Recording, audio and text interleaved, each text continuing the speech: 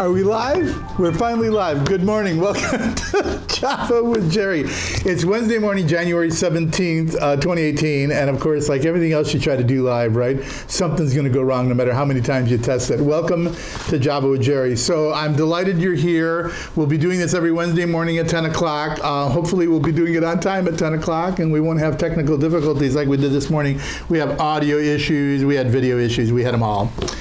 I want to tell you a little bit about Java with Jerry, but I want to tell you how you get here. For those of you who did not find it through Orange Slice, you can find it on our website, orangeslice.com. You see it on your screen below for those of you that are seeing this later after it's been shot live. And you can sign up there and get email. You'll get advice before we shoot what's going to be on that week.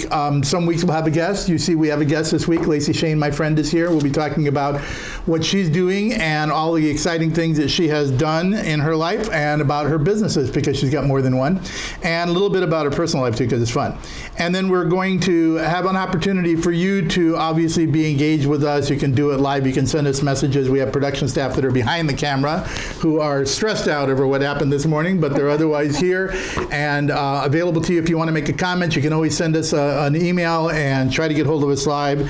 And if you are not into the visual, and I don't blame you, this is a face made for radio, then you can subscribe online on the orangeslice.com site to go to iTunes or Podbean and pick this up as an audio file. It becomes a podcast, and then you can have it on your device and you can hear it when you're on the treadmill in the gym or when you're walking the dog or whenever it's convenient for you. So many ways for you to keep up with Java with Jerry. We hope that you'll do that, and we hope you'll stay in touch with us by corresponding. Let us know what you like. Send us an email. Tell us what segments you liked or what features you did or didn't like, and we'll try to make this responsive for you so that it's fun. We'd like you to have a good time while you're here. We want you not to walk away saying, boy, that's a half hour I'll never get back, but rather a fun experience for you. So what's Java with Jerry about? What's the show about? Well, like Seinfeld, it's a show about nothing. Well, not really.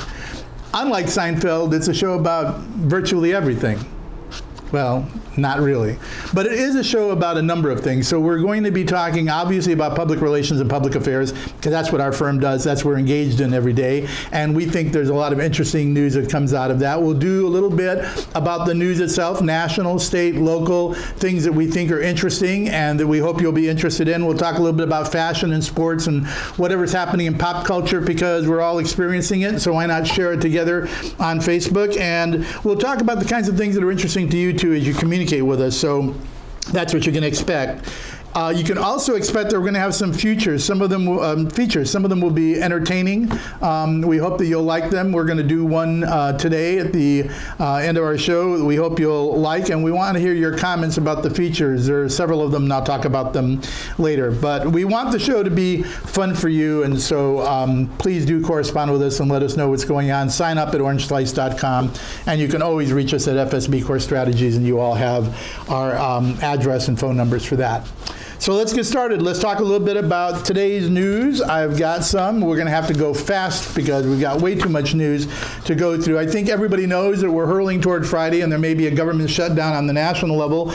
The reason for that, obviously, is there's a big struggle between both parties over what we're going to do in order to fund the government long term. We'll probably get another continuing resolution as being all entangled with the notion of what happens with DACA and those who are entitled to DACA protection from President Obama. And there's a deadline in March, or maybe not a deadline in March, and I'll explain why I say that in a minute, that they have to meet in order to have some status for these 800,000 who are DACA recipients or DACA qualified claimants. And the reason I say maybe March is there's a federal judge who has ruled that you can't undo what President Obama did. So while people in the law are opining that the President Obama, didn't have the authority to issue DACA protection, there's a judge that now says the next sitting president doesn't have the authority to unwind it. Don't ask me how that works. I practiced law for 35 years. I don't get the ruling, but that's going to have to get sorted out. And that sorting of that lawsuit and getting it to the Supreme Court may take beyond March. So stay tuned on all of that. On top of that, obviously you know about the big tax break. We're all supposed to see some help in February from that. You've been watching what's going on in the market. Your 401k is jumping, so everybody's excited about that. Unemployment is down. It seems like the economy is booming, certainly booming where we are. Hope is booming where you are, and that's all good news. State news, I'm going to jump quickly to that. You have probably heard in the last 24 to 48 hours that there is a new state in California that's being proposed. There are secessionists who want to leave the state of California and form their own 51st state called New California, which encompasses virtually all of California except the coast. So the coast would remain, and I guess what they'll call California or Old California, and all the rest of us would be in New California, and that's their move toward being the 51st state. There's also a group up in Northern California, and I think some counties in Oregon, if I'm not mistaken, that want to form the state of Jefferson. So we could have 3 states out of California, and you know there have been groups working on trying to get 3, 4, or 5, or 6 states out of California.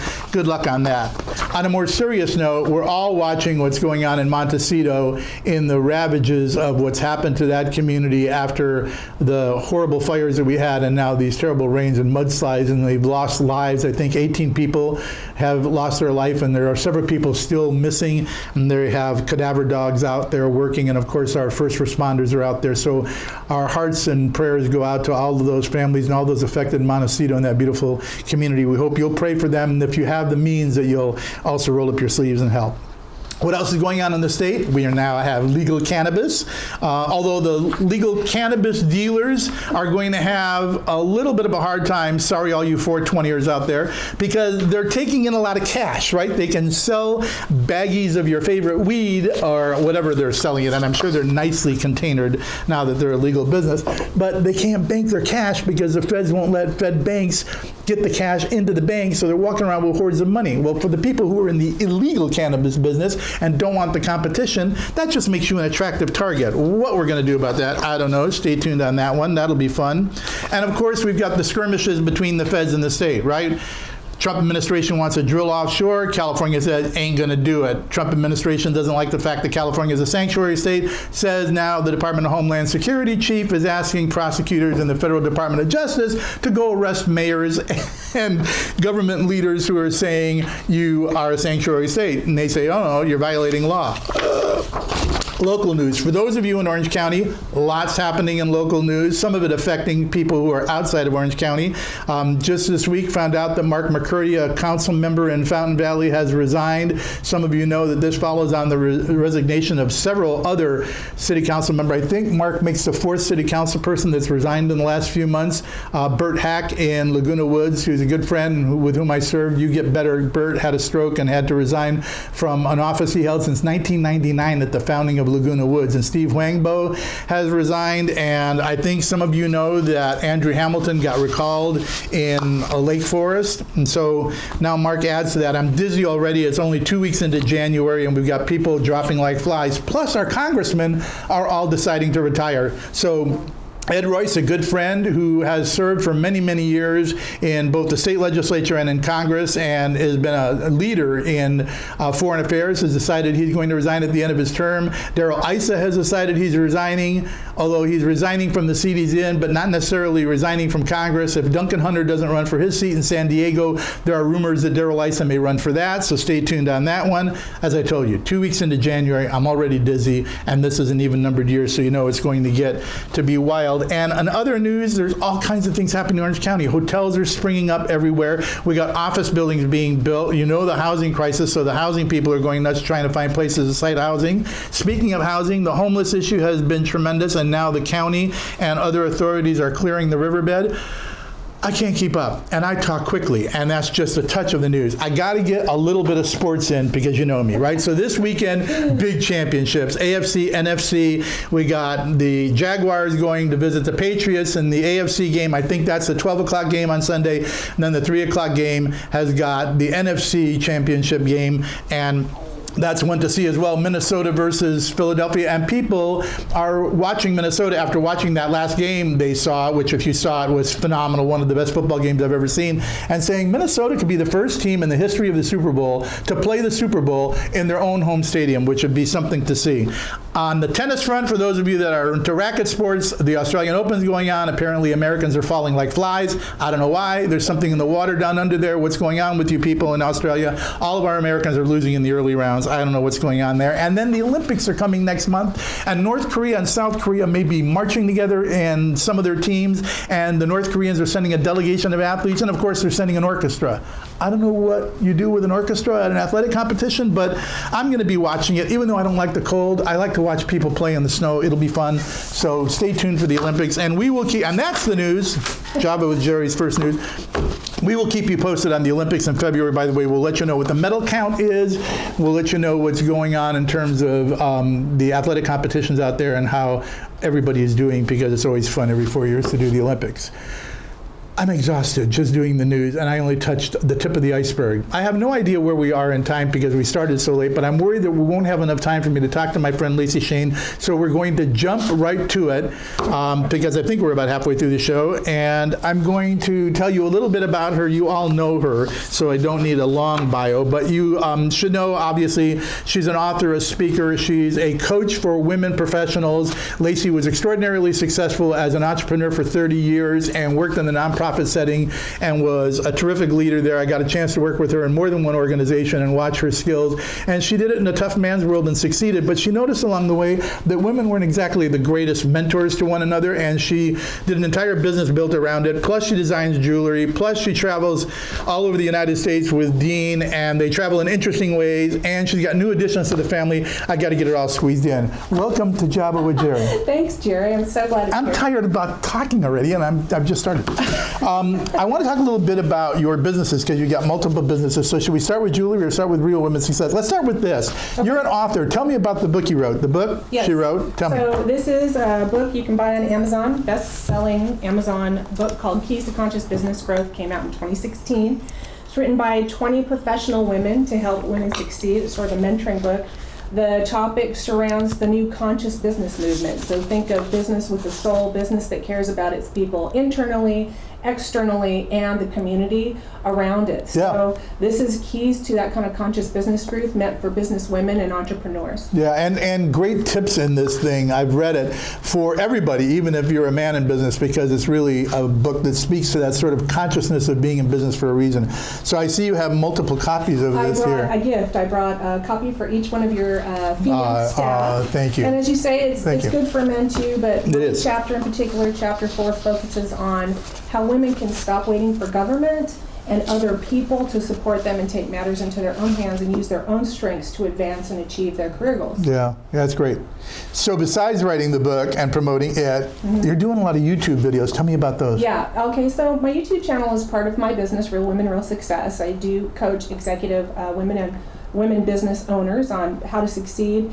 And anybody who has an online business is advised to start with a YouTube channel. So I did that 2.5 years ago, and that has been a driver of clients for me, coaching clients, people interested in buying the book, and it's just sort of driving the topics that I address. And do you have a popular one that's the most popular one that people click on? Interestingly enough, I'll tell you my two top ones. My most vote getters or watches, I think it's in the 8,000 range. Really? How to handle a micromanager.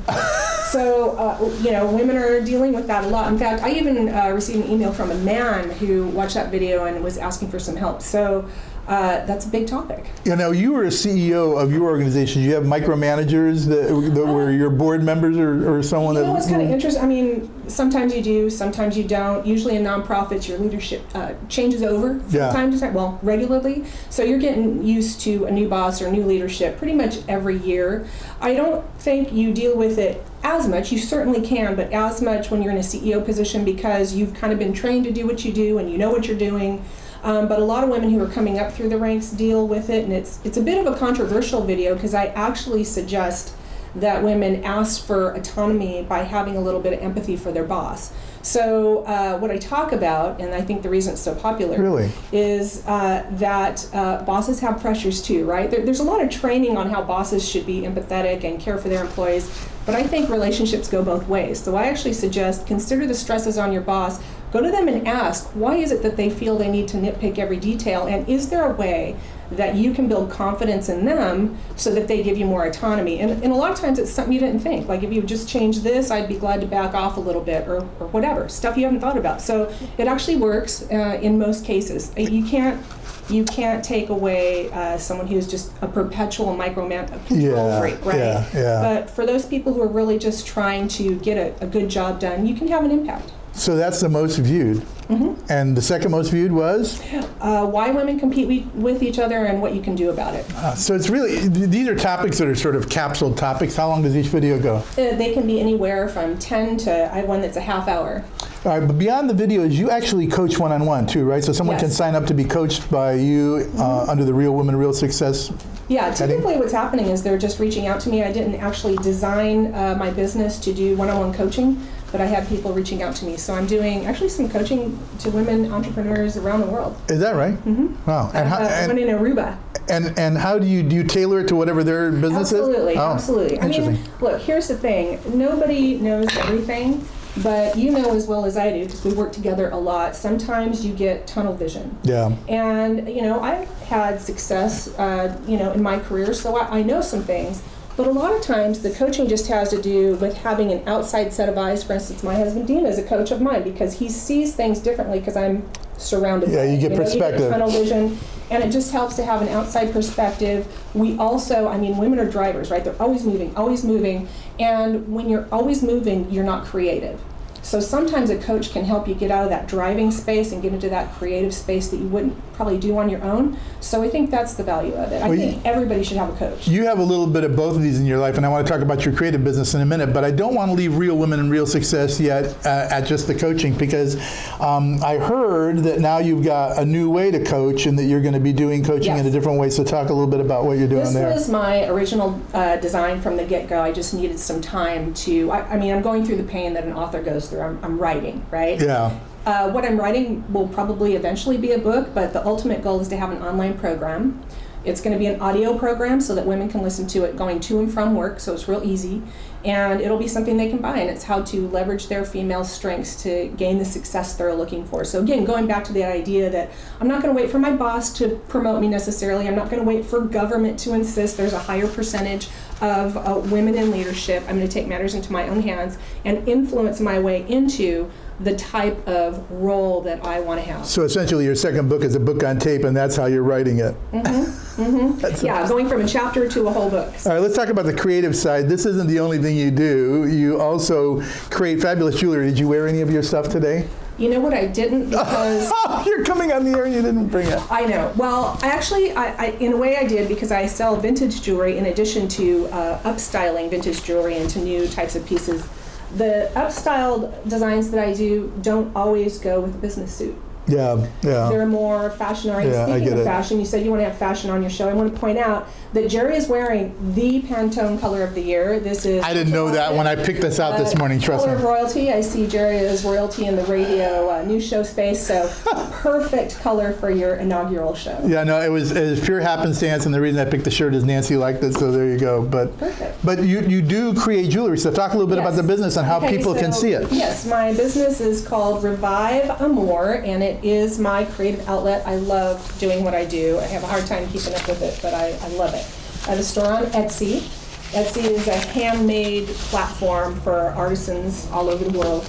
And I just take vintage pieces and make something new out of them. Yeah. I make belts. I'm getting into purses. And I know a bunch of your friends have bought it, and they buy it all the time, and I see them and they see the pieces, and you got something you do, I know, on Facebook, which is a platform we're on, that I have never seen anybody else do, called Shop the Box. Yes. Tell everybody about how Shop the Box works. So this is how this started out. I go to estate sales, auctions, and buy huge lots of vintage jewelry.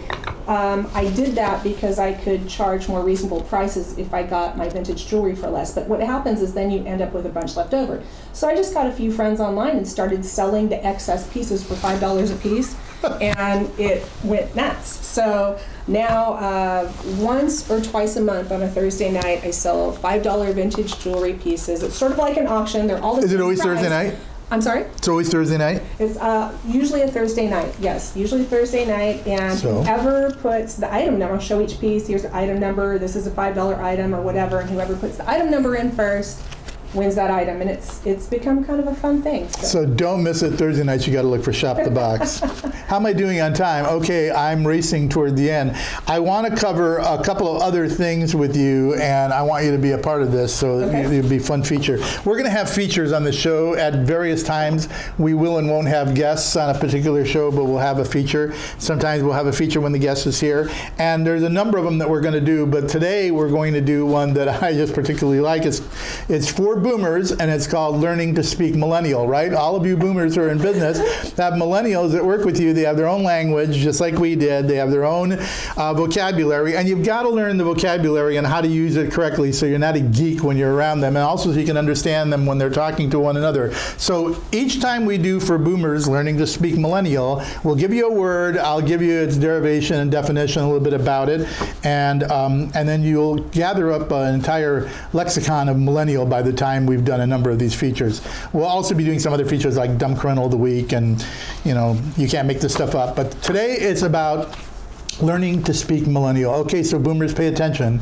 The word for today is boo, B-O-O, and I don't mean like Casper the Ghost would say boo. It's boo, and the definition for boo is it's a boyfriend or a girlfriend, or it's someone who's a significant role model for you. You can have a work boo, someone that you admire so much, a Lacy Schoen that you think is your mentor becomes your boo, and you can use it in a sentence like, can't handle me? If you can't handle me, you can't be my boo. And boo has a variation, by the way. The variation is a word called bae. And bae is B-A-E, see it there. You can use boo or bae. Apparently they come from different sources. I should tell you where boo came from. Boo, it says, is a term derived from the French word beau, meaning beautiful. In 18th century England, it meant an admirer, usually male. It made its way into Afro-Caribbean language, perhaps through the French colonization of some Caribbean islands. And that's what I'm saying. It's all about you, boo. That's what boo came from. Bae did not come from the Danish. We know that for sure, because in Danish, bae means poop, which is what Casey, my dog, does when I walk her. She's my bae, but she does poop. So you can use boo or bae. Keep that in your lexicon. That's your first word about learning to speak millennial, and we'll bring you others as time goes on, and you'll be able to add them on. Well, thank you for being here. I appreciate this. I have a gift for you because you brought a gift for all of us. Everybody gets a Java with Jerry mug if you're a guest, so you take your Java with Jerry mug with you to remember being on the show. You can get a Java with Jerry mug. Just write in Dorian will get you the information about how you can get your very own, so that when we're having Java together, you can be drinking from a Java with Jerry mug. Next week we'll be on again, 10 o'clock, hopefully right on time at 10 o'clock without technical difficulties, but we don't know for sure because it's a live show.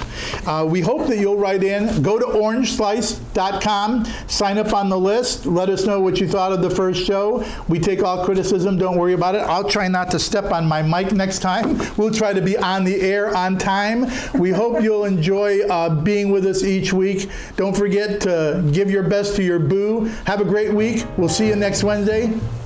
Bye.